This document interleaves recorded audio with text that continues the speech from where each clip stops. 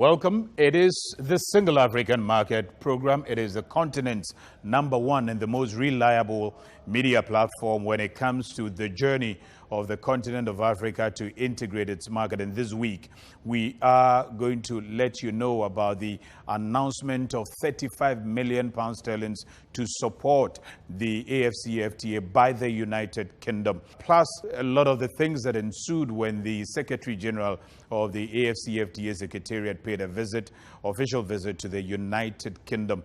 Also, the AfCFTA Secretary General is urging other ports and other port authorities to emulate the Mombasa port or the Kenyan Port Authority. We'll be telling you a lot more about that as well. In the meantime, this week, the AfCFTA Secretariat has become the first organ of the African Union Commission to recognize and hoist the flag of the 6th region of Africa, and that's the diaspora community. The African Continental Free Trade Area, AfCFTA Secretariat, has become the first organ of the African Union Commission to recognize and commit to fly the flag of the 6th region of Africa, which is the African diaspora community, at a colorful ceremony to hand over and hoist the flag at the AfCFTA Secretariat. The African Union, for nearly 2 decades, has recognized the diaspora community as the 6th region of the continent. We are the very first organ. Within the African Union, we have different organs. Yes. There's NEPAD, there's APRM, and so we are the very first organ to have the honor to say we are truly recognizing the diaspora. On July 9th, 2002, at the historic summit of the Organization of African Unity, OAU, where its name was changed to the African Union, AU, former President of Ghana, John Agyekum Kufuor, responded to a call by Dr. Erica Bennett, now Her Excellency Ambassador, founder and head of mission of Diaspora Africa Forum, DAF, and suggested to the then President of the AU Commission, President Abdoulaye Wade, that the diaspora be considered as a constituency in the progress of Africa. These actions then led to the declaration of the diaspora as the 6th region of Africa. At the presentation and handing over of the 6th region of Africa flag at the AfCFTA Secretariat in Accra, the commercial capital of Africa, His Excellency Ambassador Dr. Erica Bennett acknowledged the roles of the continent's leadership for recognizing the diaspora community and read a letter by the former President of Ghana, President Kufuor. I fully endorse the hoisting of the 6th region flag and believe that it represents an important step in the development of the 6th region. I stand with you in your struggles and in joyous occasions like this. Sincerely, John A. Kufuor. The AU has made landmark decisions on the diaspora, including the development of the Diaspora Initiative adopted in Maputo, Mozambique in July 2003, and the declaration of the period 2021 to 2031 as a decade of African roots and diasporas. It is significant that this is happening at the AfCFTA Secretariat because we have a historic mission. And the historic mission is to dismantle the pattern of trade, colonialist trade patterns that we inherited. It is to dismantle the over-reliance on the export of primary commodities to other parts of the world and to make our continent competitive regionally and globally. We, as Africans, will not be able to achieve this without the collaboration and the support of the diaspora. Ghana's Deputy Minister of Trade and Industry, Herbert Krapper, urged the diaspora community to see Ghana as their home, which is ready to welcome them anytime and advise them to take advantage of the enabling environment to invest in the country. You in the diaspora, we believe, form a very integral constituent of the work that we are doing together on the continent.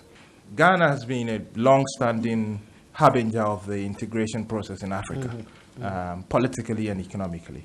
And we'll continue to lend our support to the Secretary General, the Secretariat, and your foundation as well, to see how we move the collaboration between ourselves together for the benefit of all of our people.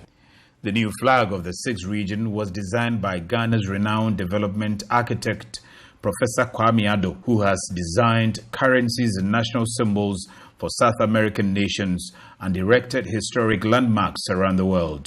The idea was to make sure that whatever we do, we have a deep connect with the continent. The AfCFTA Secretary General expressed excitement that such historic activity has once again taken place on the soils of Ghana. I want to quote what the Minister of Finance here usually says, quoting somebody else, and that Ghana is not just a country, but it is a philosophy.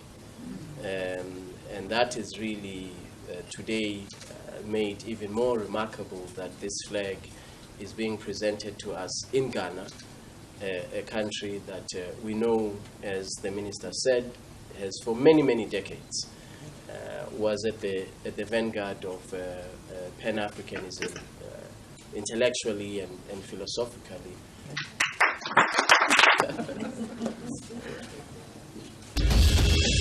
So a big congratulations to Africa. We have a sixth region, that's a diaspora community, and now we have a flag for the sixth region that's being hoisted at the AfCFTA Secretariat, and moving away from Accra, Ghana, all the way to Mombasa in Kenya.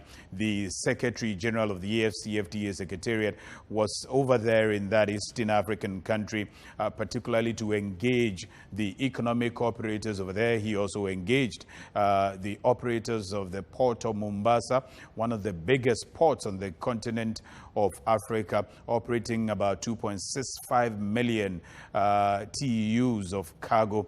Now, the AfCFTA Secretary General believes that that port is gradually becoming a model on the continent. Listen. The Secretary General of the AfCFTA Secretariat, His Excellency Wamkele Mene, paid a working visit to the port of Mombasa to witness at first-hand improvements in port infrastructure that has led to significant growth in trade within the East African region of the continent. The port of Mombasa in Kenya, which is a gateway port to most of the landlocked nations in East Africa, currently serves about 8 nations in the Eastern African region, including Democratic Republic of Congo, Tanzania, Burundi, Somalia, Rwanda, South Sudan, Ethiopia and Uganda, among others. The General Manager of Port Operations of the Kenyan Port Authority said few years ago the port was overwhelmed with congestion, but that is a thing of the past. The port used to have a lot of issues with congestion, and this now is a thing of the past. He said the port also decided to add a cruise terminal, which has turned its fortunes around and catapulted the tourism industry of Kenya. Cruise terminal is also one area that has really benefited the Port Authority and the country at large. The Kenyan Port Authority has for the past decade been working with Trademark East Africa, an organization funded by a range of development agencies with the aim of growing prosperity in East Africa through trade. So it's quite a lot that we have gained out of our engagement with Trademark East Africa. It's been a decade of partnership here, and I always remember when we first started working here with you good selves, you know, you couldn't see the sea because the containers were stacked so high. In the past, cargo spent 13 days before completing clearance and exiting the Mombasa port. Today, clearance processes take about 3 days and cargoes can exit the port. Yeah, 3.5 days from 13 days. For each container? Yes. A container dwelling in the port for 13 days then. Wow. But now come down to 3.5 days. It also took 21 days for cargoes to move from Mombasa to Kampala, the capital of the landlocked nation of Uganda, which is a port of Mombasa's largest transit partner, doing about 70% of the total transit goods through the port of Mombasa. And it would take you, I think, about 21 days to get goods to Kampala, which I hope From we can... Mombasa to Kampala, 21 days. But now you can do it, I think, in what the latest statistic, I think, is about 6 days, or 5 or 6 days. Wow. So there's been tremendous, kind of progress. Uganda is the second largest African producer and the 7th largest world producer of coffee beans. producing both the Arabica and Robusta variety. And with coffee as the largest export commodity in Uganda, the country is Kenya's key trading partner, with export and imports through Mombasa port increasing to more than 10 million tons annually, which is about 1/3 of the total throughput at Mombasa port. And with the expansion of the Mombasa port, means large vessels operated by top shipping lines now call on the port regularly, which is a critical development for countries like Uganda that depend on it for its trade. We are gateway port. The Ugandan importers are using the port. In fact, if you look at the figures in terms of the transit countries, the market share for Uganda is now 78%. The Secretary General of the AfCFTA Secretariat said having been to about 3 ports so far, that is the Tangier port in Morocco, Walvis Bay in Namibia, and Lomé port in Togo, the sheer size of the port of Mombasa and its geographical position makes it unique. This is distinguishable in the size and the volume of cargo that goes through, and more importantly, the countries in the region that rely on the port. So it's remarkable. We want to see intra-Africa trade doubling by the year 2035. If we don't have roads infrastructure, if we don't have ports, if we don't have railway links, we won't succeed in seeing the benefits of trade. So ports are really at the coalface of all our heads of state's ambition to double intra-Africa trade by the year 2035. The port of Mombasa has a capacity of 2.65 million TEUs with 19 berths comprising 1 bulk grain terminal, 2 oil jetties, 4 container berths and 12 general cargo berths. The AfCFTA Secretary General said trade infrastructure is key to doubling intra-Africa trade by 2035. There are 15 ports in Kenya, and the port of Mombasa is not only the premier port of Kenya, but the largest and the busiest port of the Eastern African region. Great job being done by the port of Mombasa. Lots of countries are relying on that particular port. As you saw in that piece there, one of the largest on the continent of Africa, doing about 2.65 million TEUs annually. That's heavy, and they have significantly improved their performance. And the AfCFTA Secretariat believes that there's a lot that other ports can learn from the port of Mombasa. That's why we on the Single African Market Program in the coming weeks will be profiling the various ports we have on the continent to let you see each and every one of them, what they are doing, how they are preparing for the AfCFTA, their various competitive advantages, and what they can learn from each other as we all move in and grow the economy of the continent of Africa. And as always, we have always had our lenses with the Secretary General wherever he is. And this week, the Secretary General was in the United Kingdom. We had our lenses with him. He had loads of engagement with the business community, winning a lot of investors into Africa and all of that. Having lectures at London School of Economics, his own alma mater. Will tell you a lot about that.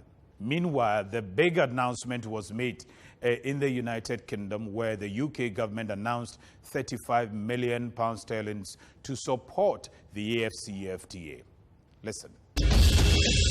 UK International Trade Secretary Anne-Marie Trevelyan has announced a new UK program to support the implementation of the African Continental Free Trade Area, AfCFTA. As we continue to re-establish ourselves as an independent trading nation here in the UK, deepening our ties with Africa is one of our most important priorities. Through the AfCFTA support program, the Foreign, Commonwealth and Development Office will provide up to £35 million to provide trade facilitation and trade policy support to the AfCFTA Secretariat and member states through Trademark East Africa, Overseas Development Institute and other regional partners.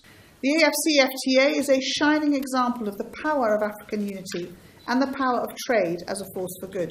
So that's why I'm delighted to announce that our government will provide a support programme to AfCFTA member states and its secretariat worth up to £35 million.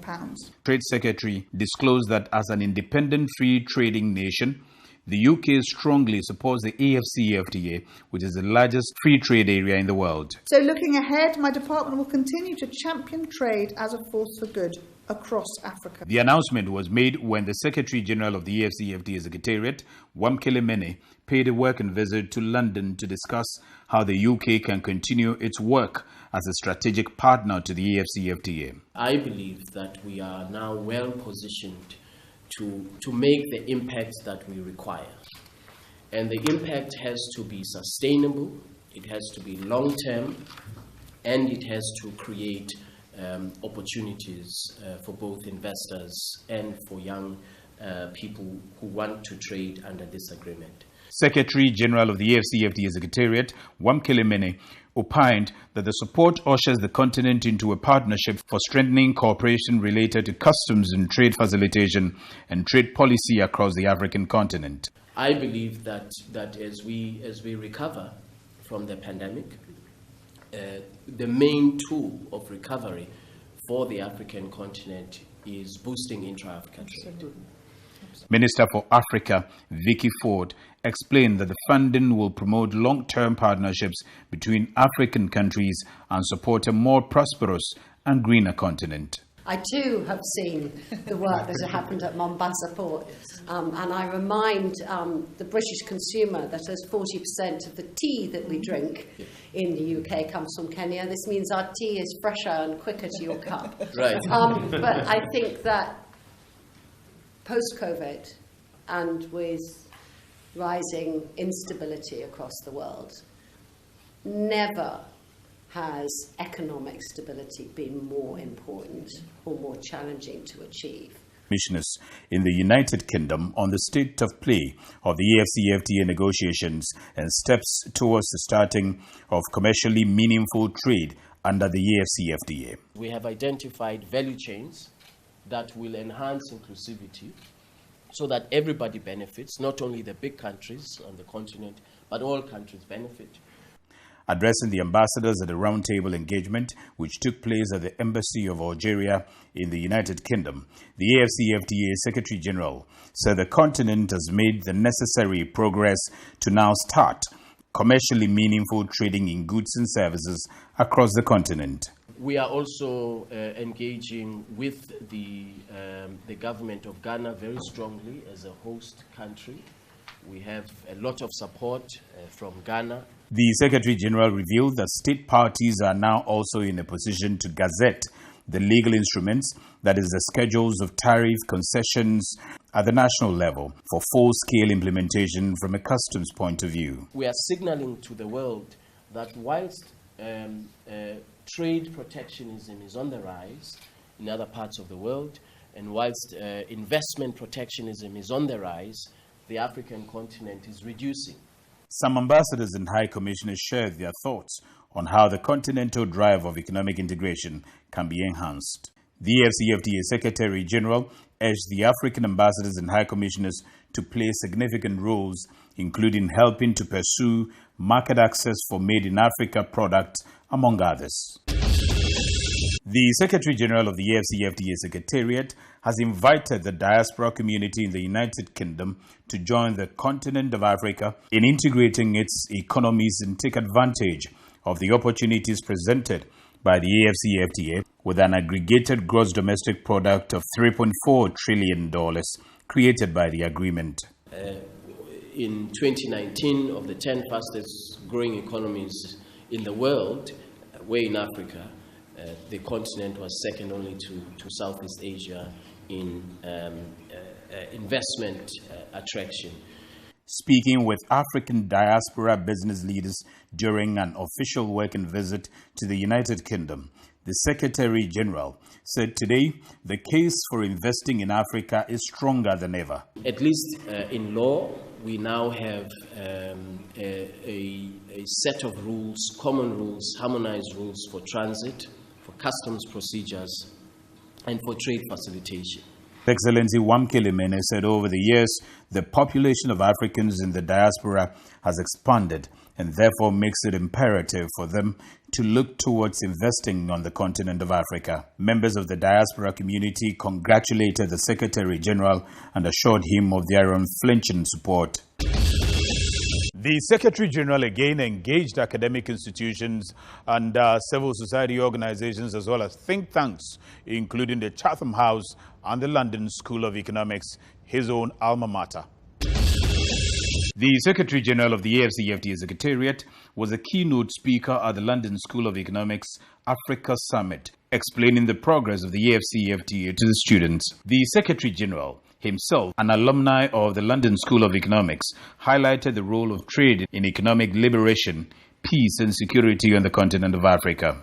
In the area of peace, we know that Agenda 2063, the Africa we want, has clearly, one of the overriding objectives is the attainment of a peaceful and prosperous continent.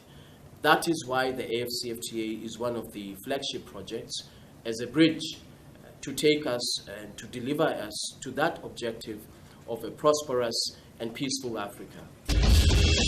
During his first official working visit to the United Kingdom, the Secretary General of the AfCFTA Secretariat also briefed members of the Chatham House on the state of the AfCFTA, prospects, and the phenomenal political will that has characterized the agreement. He said it is the ambition of the Secretariat to work to strengthen regional cooperation and integration through digitalization as the world transitioned from COVID-19 pandemic to a new normal.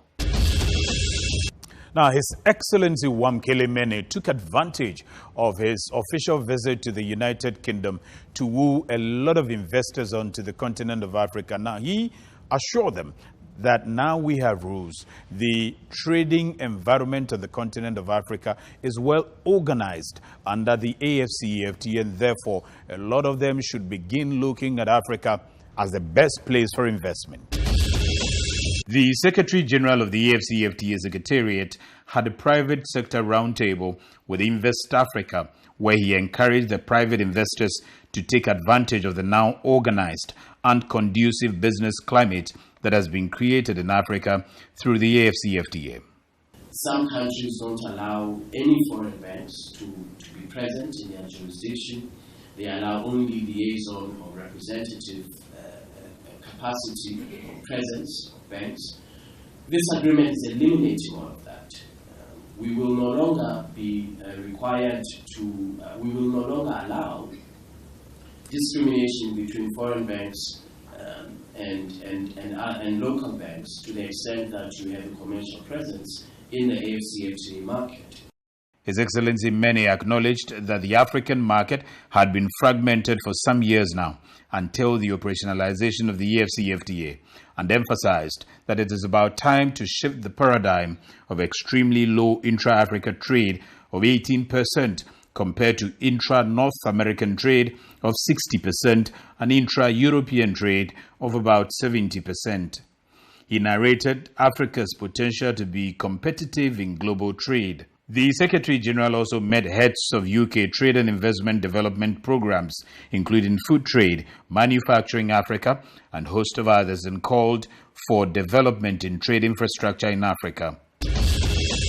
So the Secretary General of the AfCFTA Secretariat has been extremely busy preparing the minds of Africans on the continent of Africa, Africans even beyond the continent of Africa, and the world at large to a commercially meaningful trading activity that we are all preparing ourselves towards within this year, hopefully, under the AfCFTA. And upon his return from the United Kingdom, His Excellency the Secretary General of the AfCFTA Secretariat paid another working visit to the current chairperson of the African Union and President of Senegal, His Excellency Macky Sall. Well, as you know, President, His Excellency. Aujourd'hui, on est venu voir le président de la République du Sénégal, Son Excellence Macky Sall, en tant que président de l'Union africaine. Il nous a reçus et on a présenté plusieurs points. Donc la première, c'était de parler du soutien aux PME et aux jeunes et des femmes pour faire en sorte que on assure une inclusivité dans le commerce et il a répondu très positivement par rapport à ce point. We have a busy year in this year 2022 as we are all preparing to commence commercially meaningful trading on the continent of Africa under the AfCFTA. And the AfCFTA Secretariat is not resting at all. They are doing all they can to ensure that this particular vision comes to reality. Let's now tell you quite a number of things that are happening around the continent of Africa, particularly in relation to the AfCFTA.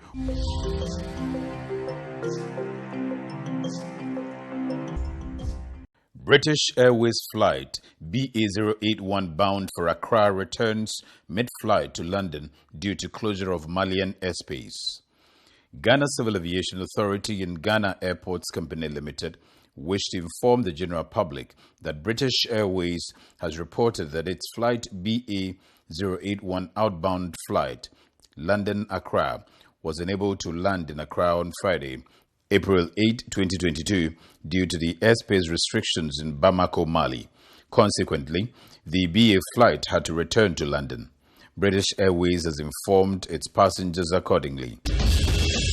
So with the closure of the Malian airspace, this is definitely going to affect the schedules of a lot of flights that are moving across the continent of Africa, particularly within the ECOWAS region, because the British Airways, for instance, has had to return one of its flights that was scheduled to come to Accra, the commercial capital of Africa, for instance. So we are coming your way on your screens right now with the flight schedules that are moving from the commercial capital of Africa, that's Accra, to the rest of African cities. Also, the weather report for all African cities, the forex rate for the African market, and the AfCFTA party status.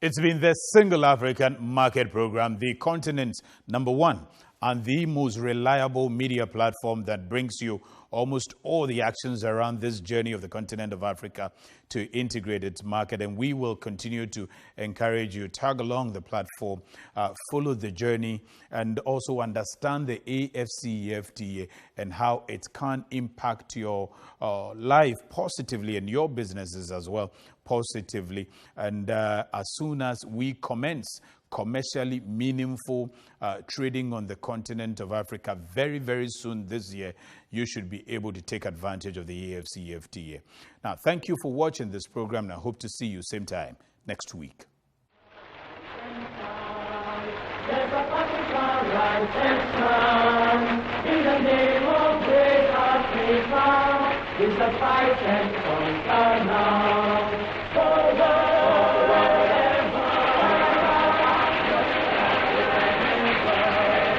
In the name of great Africa, there is victory.